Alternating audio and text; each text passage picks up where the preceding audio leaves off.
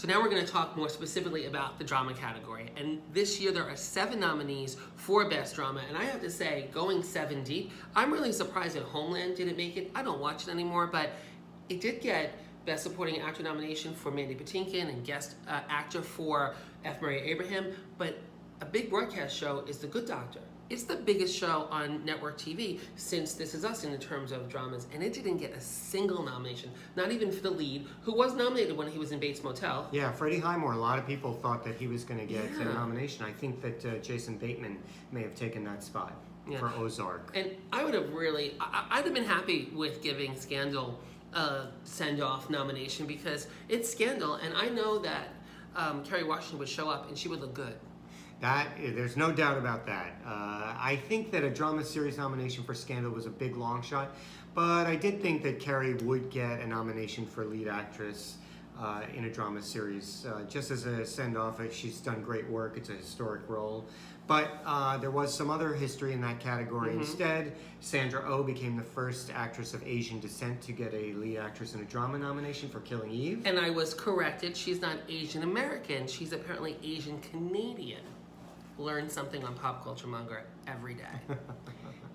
Right, and she may have helped Tatiana Maslany get a nomination in this category. There could have been piggybacking on the BBC America For Your Consideration halo. We all know advertising works because it's my bread and butter. But my big question was, who even knew that show was on and eligible? I thought it was long over. I was a fan of that show, and I didn't even know she was eligible. I mean, she does amazing work. The last season, the story was not great, but her performance was amazing as always, playing all those different characters. And circling back to Kerry Washington for a second, I think that when Tatiana Maslany won her Emmy for Best Actress in a Drama Series 2 or 3 years ago, she beat Kerry Washington, who was in that category, and that was like the good season. We're like, oh, Kerry's gonna win, because she was nominated 2 years in a row.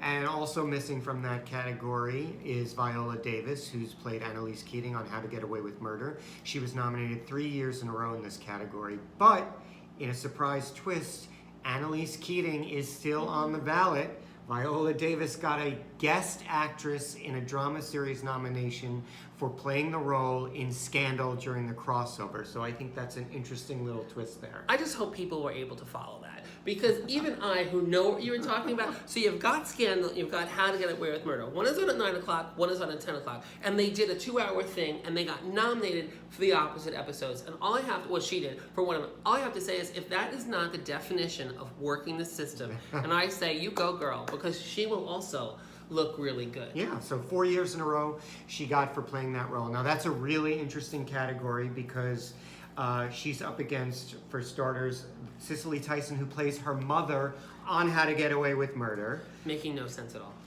Another nominee in that category is Diana Rigg for playing Lady Olenna from Game of Thrones. Yes. Possibly nominated just for giving one of the best lines in Game of Thrones history. All right. Tell Cersei, I want her to know I did it. Oh, I love Amazing. it.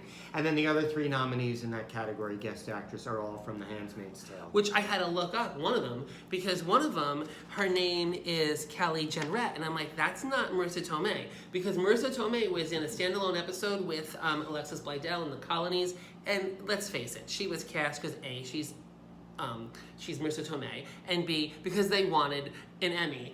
And what happened? Cherry Jones is nominated. She plays Elizabeth Moss's mother. Samira Wiley is nominated. She's originally from Orange is the New Black. Then she's in Handmaids. She was nominated last year. She's amazing. Her part is too small. We need we need more Samara. And then you have this other girl, and I'm like, oh, who'd she play? Couldn't figure it out. She plays Elizabeth Moss's husband's first wife because, as we know from Mad Men, Elizabeth Moss will date a man and sleep with a man regardless. And it's not Elizabeth Moss, it's the characters she plays. She's dirty. I like her. Now, I know you've got some thoughts on This Is Us's nominations and a few missing nominations. Well, first of all, how do you have a category in this day and age, in 2018, when This Is Us is the biggest show on TV for the last 2 years, and you don't nominate Justin Hartley formerly of The Young and the Restless. Formerly and, of Smallville. And Chrissy Metz. Chrissy Metz is like no other character on television in the history of television, and she clearly deserves an award. But then you look at this Handmaid's Tale, and you've got, you know, Aunt Lydia, then you've got Emily, the other handmaid, and then you've got Mrs. Serena Joy Waterford. And this is where I take exception. Because according to the rules, you're not allowed to vote for episodes that aired after a certain point.